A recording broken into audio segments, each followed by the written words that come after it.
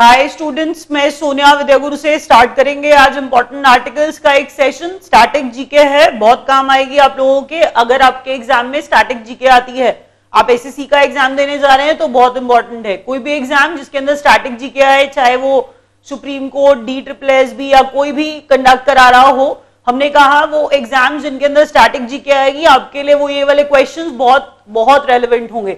Start करते हैं video. अच्छा लगेगा लाइक करिएगा, शेयर करिए, सब्सक्राइब जरूर करिए ताकि जो भी नया वीडियो हम लोग डालें आपके पास उसका नोटिफिकेशन आ जाए। एंड तक देखिएगा, सारे इंपॉर्टेंट है। ट्राई करूंगी आपको अभी याद हो जाए, रिवीजन कराऊंगी लास्ट में। स्टार्ट करते हैं बच्चों। फर्स्ट पॉइंट कहता है आर्टिकल 1। आर्टिकल 1, हर चीज में फर्स्ट याद करना ऐसे ही इंपॉर्टेंट होता है। हर चीज में फर्स्ट याद करेंगे ही करेंगे हम लोग। तो article 1 is about the definition of the India. The definition of India कि भारत क्या है। भारत है बेसिकली यूनियन ऑफ स्टेट्स। हमने क्या कहा, आर्टिकल 1 में क्या दिया गया है, भारत के बारे में दिया गया है। भारत के बारे में दिया गया है और भारत को कहा गया है यूनियन ऑफ स्टेट्स। अब अगर बात करेंगे कि स्टेट्स की क्या टेरिटरीज होंगी या फिर यूनियन टेरिटरीज हैं, तो हम बेसिकली बात ये कर रहे हैं कि उनको क्या नाम दिया जाएगा। स्टेट्स को नाम दिया गया या स्टेट्स का बॉर्डर डिसाइड किया गया। तो ये सारी बातें शेड्यूल 1 के अंदर दी गई हैं। ये सारी बातें शेड्यूल 1 के अंदर दी गई हैं। जोड़िएगा मत, बात चल रही है आर्टिकल 1 की। भारत की डेफिनेशन दी गई है कि भारत है union of states.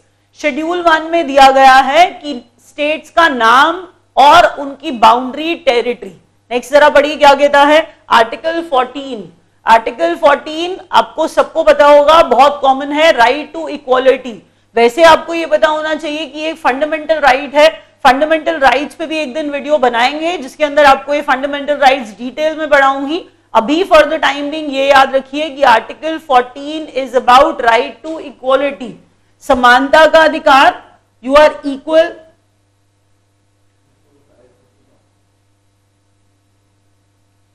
You are equal before the law. हमने कहा राइट टू इक्वालिटी, आपको हर तरह से इक्वल ट्रीट किया जाएगा। That is basically the funda of right to equality which is mentioned in the article 14। तो राइट टू इक्वालिटी आर्टिकल 14 में दिया गया है। अब अगर आगे बढ़ेंगे आर्टिकल 15 पे पहुंचेंगे तो आर्टिकल 15 भी वही, मतलब मिलती जुलती बात कहेगा। बात यह है कि आपको किसी भी तरह से ट्रीट नहीं किया जाएगा, मतलब किसी भी तरह का डिस्क्रिमिनेशन नहीं किया जाएगा। Discrimination on the basis of, discrimination on the basis of, ये देखिए ये प्रोहिबिट किया गया है। इस डिस्क्रिमिनेशन को प्रोहिबिट किया गया है। प्रोहिबिट किया गया है discrimination on the basis of caste, sex, religion या फिर प्लेस ऑफ बर्थ। किसी भी तरह का डिस्क्रिमिनेशन प्रोहिबिट किया गया है। Prohibition of the discrimination. अब याद ये रखिए, discrimination on the basis of caste, discrimination on the basis of sex, discrimination on the basis of religion और discrimination on the basis of place of birth, इन सबको प्रोहिबिट किया गया है। आर्टिकल 15 में कहा गया है किसी तरह का भेदभाव नहीं किया जाना चाहिए। आर्टिकल 17 ये आप जानते होंगे, ये तो आप बहुत लंबे टाइम से पढ़ते आ रहे होंगे। आर्टिकल 17 कहता है अनटचेबिलिटी। अनटचेबिलिटी जिसे हिंदी में अस्पृश्यता कहा जाता है। अनटचेबिलिटी को अबॉलिशन हुआ, लिख देती हूं मैं, abolition of untouchability. Abolition of untouchability. छुआछूत किया जाता था इंडिया के अंदर, छुआछूत किया जाता था जिसे अस्पृश्यता कहा जाता है, वो जो उसे अनटचेबिलिटी कहा जाता है, उस पर रोक लगा दी गई। तो एबॉलिशन ऑफ अनटचेबिलिटी आर्टिकल 17 में दिया गया है। अगर आपको ये समझना है कि क्या चल रहा है तो इंडियन कॉन्स्टिट्यूशन की बात चल रही है। इंडियन कॉन्स्टिट्यूशन के अंदर आर्टिकल्स हैं, तो हम आज जो पढ़ रहे हैं वो कुछ इंपॉर्टेंट आर्टिकल्स हैं। मैंने क्या बताया था अभी तक, मैंने बोला आर्टिकल 17 जिसमें अनटचेबिलिटी को मैंने कहा हटा दिया गया, एबॉलिशन उसका कर दिया गया।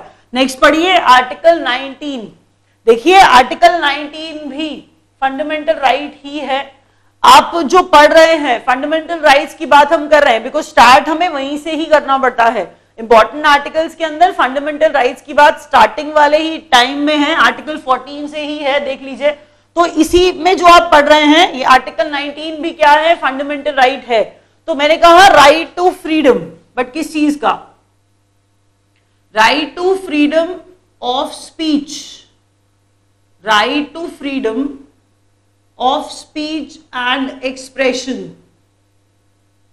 देखिए ऐसी काफी सारी बातें की गई हैं। राइट टू फ्रीडम हमने कहा उसका पार्ट है, तो राइट टू फ्रीडम में स्पीच एंड एक्सप्रेशन की बात की गई, बोलने की स्वतंत्रता आपको दी गई है, आपको इंडिया में कहीं भी घूमने की स्वतंत्रता दी गई है, आप कहीं पर एसोसिएशन बना सकते हैं, असेंबली बना के कहीं आप धरना देना चाह रहे हैं, कोई प्रॉब्लम नहीं है, बट वो धरना शांतिपूर्ण होना चाहिए, इट शुड बी पीसफुल।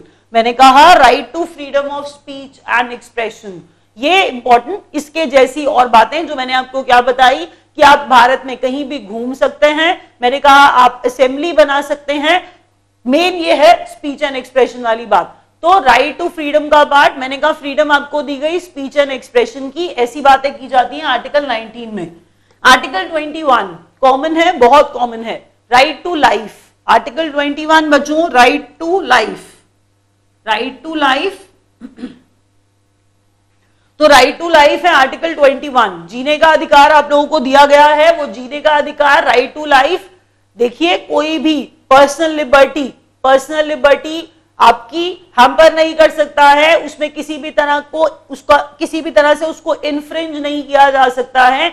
अगर ऐसा चाहे तो सिर्फ लॉ ही कर सकता है। आपकी लाइफ और आपकी पर्सनल लिबर्टी, आपकी लाइफ और आपकी पर्सनल लिबर्टी इन्फ्रिंज नहीं की जा सकती, उसके अंदर किसी भी तरह का, मतलब आप ये कहिए कि आप किसी तरह से ऑब्स्ट्रक्ट करना चाह रहे हैं, तो हमने कहा राइट टू लाइफ आपकी पर्सनल लिबर्टी बनाए रखने की बात करता है, आपकी लाइफ बनाए रखने की बात करता है। आर्टिकल 21, आर्टिकल 21A, ये काफी बच्चे होंगे जो नहीं जानते होंगे, लेकिन 86th अमेंडमेंट 2002, 86th अमेंडमेंट 2002 में जोड़ा गया था कि जो बच्चे हैं एजुकेशन की, फ्री एंड कंपल्सरी एजुकेशन वाली बात जो की जाती है वो 86th अमेंडमेंट 2002 की है। 86th अमेंडमेंट 2002 में article 21A right to education की तरह जोड़ा गया। किसकी तरह जोड़ा गया बच्चों? राइट टू एजुकेशन की तरह जोड़ा गया, जिसमें फ्री एंड कंपल्सरी एजुकेशन की बात की जाती है। 86th amendment 2002 article 21A। Next पढ़िए आर्टिकल 25। आर्टिकल 25 किस बारे में है? आर्टिकल 25, आर्टिकल 30, आर्टिकल 32 और आर्टिकल 40। हम बात कर रहे हैं आर्टिकल 25 की, which is about the right to religion. अब जरा ये सोचिए कि जब हम रिलीजन के बारे में बात करते हैं तो ये याद रखिएगा कि जब रिलीजन की बात हो रही है तो किसी भी कोई भी रिलीजन आप फॉलो करें, उसे प्रोपोगेट करें, आपको इस चीज की फ्रीडम दी जाती है। तो right to freedom of religion ऐसा बोला जाता है, right to freedom of religion. You can follow any religion, you can propagate it, ये बात कही जाती है आर्टिकल 25 के अंदर। बस ऐसे याद रखिए शॉर्ट में कि 25वां article is about the religion. आप किस बारे में, मतलब मैंने कहा कि आप रिलीजन को फॉलो करिए, किसी भी धर्म को फॉलो करिए और उसका प्रचार करिए, प्रसार करिए, वो है right to religion, right to freedom of religion. Article 30, article 30 and article 32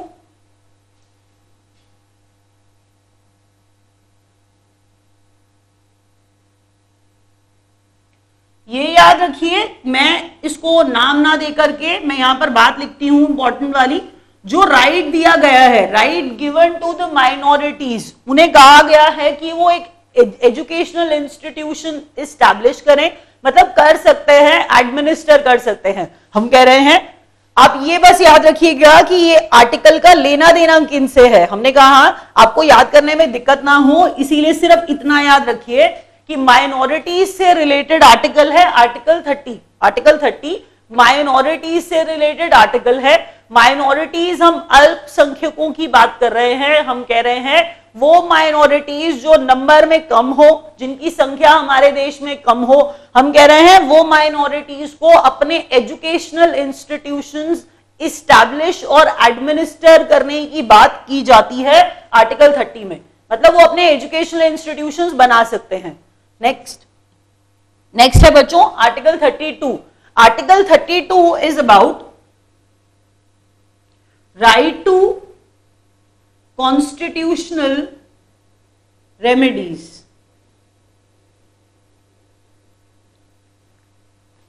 right to constitutional remedies, याद ये रखिए कि जो कॉन्स्टिट्यूशनल रेमेडी, इसको रेमेडी नाम क्यों दिया जा रहा है? रेमेडी नाम इसलिए दिया जा रहा है, रेमेडी किसी प्रॉब्लम से छुटकारा पाना, निदान पाना, हम कह रहे हैं रेमेडी है। इसका मतलब अगर आपसे आपके फंडामेंटल राइट छीन लिए जाएंगे तो you can move to the court, आप सुप्रीम कोर्ट जा सकते हैं, आप कोर्ट जा सकते हैं अगर आपके फंडामेंटल राइट्स आपसे छीन लिए जाएं। अगर आपको आपके फंडामेंटल राइट्स में कोई भी मतलब आपसे डिप्राइव ऑफ किया जा रहा है फंडामेंटल राइट्स को, तो आप सीधा कोर्ट मूव करेंगे। ये राइट आपको देता है आर्टिकल 32, जो which is about the remedy, remedial action होगा, राइट टू कॉन्स्टिट्यूशनल रेमेडीज। तो right to constitutional remedies article 32। अब अगर आपको याद हो तो डॉक्टर बी.आर. अंबेडकर इसे सोल ऑफ द कॉन्स्टिट्यूशन भी कहते थे। सोल कहने का रीजन ही यही था, डॉक्टर बी.आर. अंबेडकर इसे सोल ऑफ द कॉन्स्टिट्यूशन इसे ही कहते थे। क्यों कहते थे सोल? बिकॉज मैंने आपको ये बताया ये इतनी इंपॉर्टेंट चीज है, आपके फंडामेंटल राइट्स आपसे छीने जा रहे हैं बट आप उसके बारे में कुछ कर नहीं सकते हैं तो भी प्रॉब्लम है। इसमें आपको राइट दिया जा रहा है कि अगर आपसे आपके फंडामेंटल राइट्स छीने जाएंगे तो आप कोर्ट जा सकते हैं। आर्टिकल 40, आर्टिकल 40 जो है organisation of village panchayat, article 40 organisation of village panchayat. तो विलेज की पंचायत की ऑर्गेनाइजेशन की बात हो रही है, बनाने की बात हो रही है विलेज पंचायत को आर्टिकल 40 के अंदर। हम और भी बहुत सारे वीडियोस आर्टिकल्स के बारे में डालते रहेंगे, अभी पहले रिवीजन करते हैं उसके बाद में और बात करेंगे। हम कह रहे हैं आर्टिकल 1 भारत के बारे में बताया गया कि भारत है यूनियन ऑफ स्टेट्स। फिर आर्टिकल 14 हमने कहा आर्टिकल 14 राइट टू इक्वालिटी है, आप लॉ के सामने आप बस समान हैं, आपसे जैसा भी ट्रीटमेंट होगा वो ट्रीटमेंट जो होगा वो इक्वल होगा। अगर आप यहां देखें जहां पर हमने कहा था कि किसी भी तरह का भेदभाव आर्टिकल 15 में कि रेस, कास्ट, हमने कहा था उसके बाद सेक्स, रिलीजन या प्लेस ऑफ बर्थ के बेसिस पे आपसे कोई भी तरह का भेदभाव नहीं किया जाएगा, तो वो ऑलमोस्ट सिमिलर ही बात की जा रही है आर्टिकल 14 के बाद 15 में। उसके बाद 17 में छुआछूत, अनटचेबिलिटी को प्रोहिबिट किया गया। उसके बाद आर्टिकल 19 में आपको बोलने का, घूमने का, असेंबली बनाने का अधिकार, आर्टिकल 19। हमने कहा राइट टू लाइफ 21 में दिया गया है, 21A 86th अमेंडमेंट 2002 से जोड़ा जाता है, जिसे आपको फंडामेंटल राइट की तरह दिया जाता है right to education, article 21A। Article 25 right to religion, हमने कहा यहां पर जो रिलीजन है आप किसी भी रिलीजन को फॉलो करिए, आप किसी भी रिलीजन को मानिए और उसका प्रचार करिए, ये आपको अधिकार दिया जाता है आर्टिकल 25 में। आर्टिकल 30 इज अबाउट माइनॉरिटीज, कि माइनॉरिटीज को, अल्पसंख्यकों को राइट दिया जाता है कि वो कोई भी एजुकेशनल इंस्टीट्यूशन बनाए और उसमें अपने रिलीजन का भी प्रचार कर सकते हैं। नेक्स्ट देखिए क्या कह रहे हैं, मतलब करते हैं। Article 32 right to constitutional remedies, आपके फंडामेंटल राइट्स आपसे छीने जा रहे हैं, आपको क्या करना है, आप कोर्ट जा सकते हैं, ऐसा राइट आपको आर्टिकल 32 में दिया गया है। Organisation of village panchayat article 40 में दिया गया है, विलेज पंचायत बनाने की बात आर्टिकल 40 में की गई है। तो अभी रैप अप कर रहे हैं, आर्टिकल के और भी वीडियोस डालेंगे which will help you in future. Thank you so much.